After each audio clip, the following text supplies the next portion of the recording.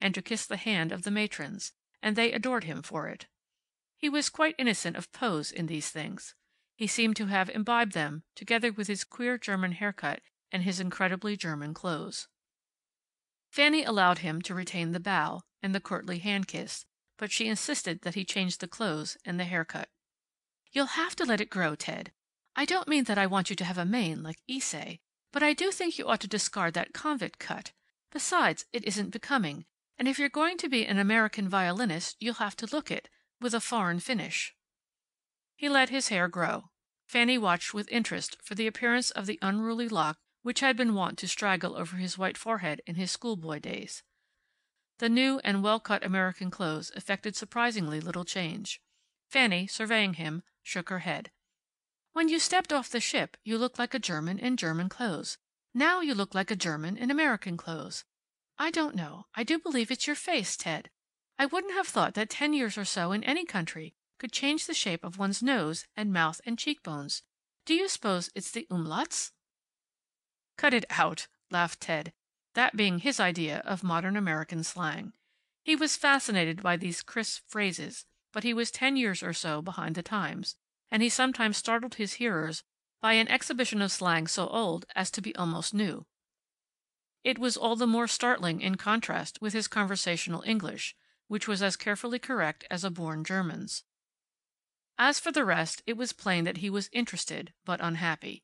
He practiced for hours daily. He often took Mizzi to the park, and came back storming about the dirt, the noise, the haste, the rudeness, the crowds, the mismanagement of the entire city. Dummheit, he called it.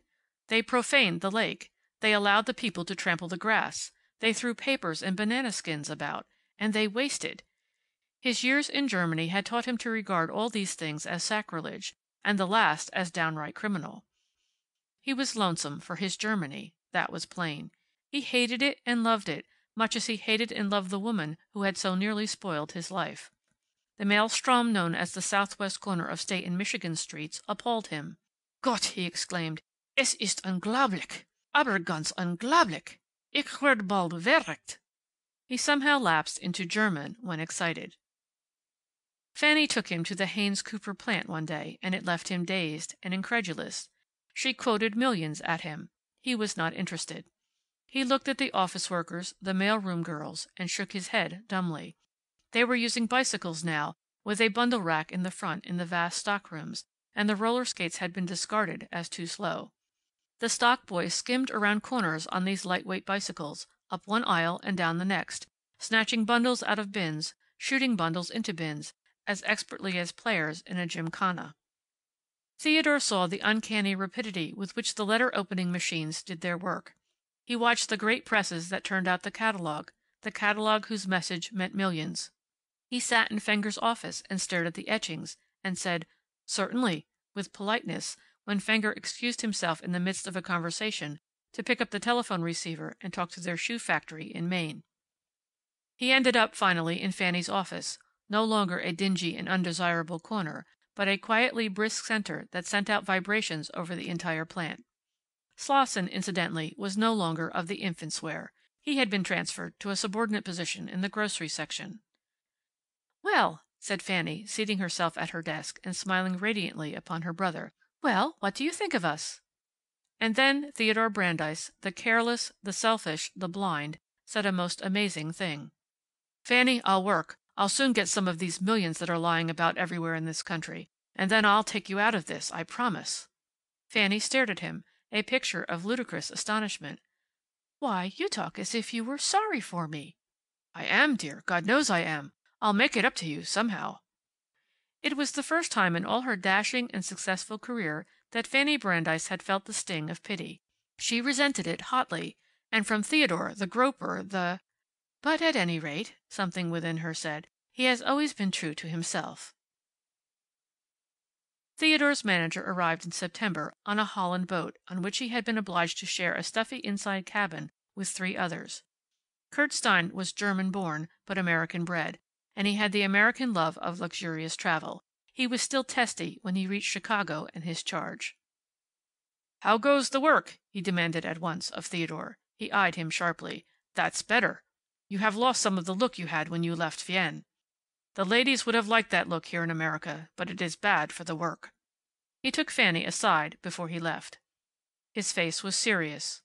It was plain that he was disturbed. "That woman," he began. "Pardon me, Mrs. Brandeis. She came to me. She says she's starving. She is alone there in Vienna.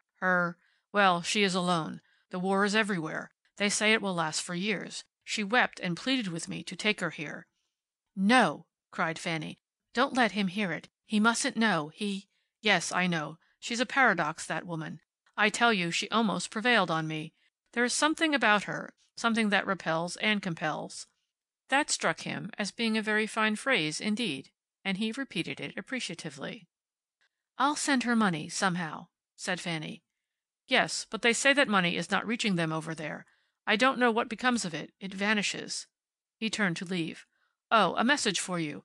On my boat was Schabelitz. It looks very much as if his great fortune, the accumulation of years, would be swept away by this war. Already they are tramping up and down his lands in Poland. His money, much of it, is invested in great hotels in Poland and Russia, and they are using them for barracks and hospitals." "Schabelitz! You mean a message for Theodore? From him? That's wonderful." "For Theodore, and for you, too." "For me? I made a picture of him once when I was a little girl. I didn't see him again for years. Then I heard him play. It was on his last tour here. I wanted to speak to him, but I was afraid, and my face was red with weeping." "He remembers you. And he means to see Theodore and you. He can do much for Theodore in this country, and I think he will. His message for you was this: tell her I still have the picture that she made for me with the jack-in-the-box in my hand, and that look on my face. Tell her I have often wondered about that little girl in the red cap and the black curls. I've wondered if she went on catching that look back of people's faces. If she did, she should be more famous than her brother." "He said that? About me?" "I am telling you as nearly as I can. He said, tell her it was a woman who ruined Bauer's career, and caused him to end his days as a music teacher in Gott, I can't remember the name of that town." "Winnebago." "Winnebago, that was it. Tell her not to let the brother spoil his life that way. So, that is the message. He said you would understand." Theodore's face was ominous when she returned to him, after Stein had left. "I wish you and Stein wouldn't stand out there in the hall, whispering about me as if I were an idiot patient. What were you saying?" "Nothing, Ted, really." He brooded a moment. Then his face lighted up with a flash of intuition. He flung an accusing finger at Fanny. "He has seen her." "Ted, you promised." "She's in trouble, this war, and she hasn't any money. I know. Look here, we've got to send her money. Cable it." "I will. Just leave it all to me." "If she's here, in this country, and you're lying to me—" "She isn't. My word of honor, Ted." He relaxed. Life was a very complicated thing for Fanny these days. Ted was leaning on her. Mizzi, Otti, and now Fenger. Nathan Haynes was poking a disturbing finger into that delicate and complicated mechanism of system which Fenger had built up in the Haynes Cooper plant. And Fenger, snarling, was trying to guard his treasure. He came to Fanny with his grievance.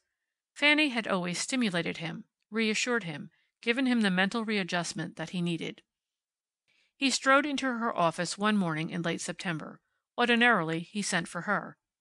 He stood by her desk now, a sheaf of papers in his hand, palpably stage props, and lifted significant eyebrows in the direction of the stenographer busy at her typewriter in the corner. "You may leave that, Miss Mahan," Fanny said. Miss Mahan, a comprehending young woman, left it, and the room as well. Fenger sat down. He was under great excitement, though he was quite controlled. Fanny, knowing him, waited quietly. His eyes held hers. "It's come," Fenger began. "You know that for the last year Haynes has been milling around with a herd of sociologists, philanthropists, and students of economics. He had some scheme in the back of his head, but I thought it was just another of his impractical ideas. It appears that it wasn't. Between the lot of them they've evolved a savings and profit-sharing plan that's founded on a kind of practical, universal brotherhood dream. Haynes' millions are bothering him. If they actually put this thing through, I'll get out. It'll mean that everything I've built up will be torn down. It'll mean that any $6-a-week girl—" "As I understand it," interrupted Fanny, "it will mean that there will be no more $6-a-week girls." "That's it. And let me tell you, once you get the ignorant, unskilled type to be believing they're actually capable of earning decent money, actually worth something, they're worse than useless.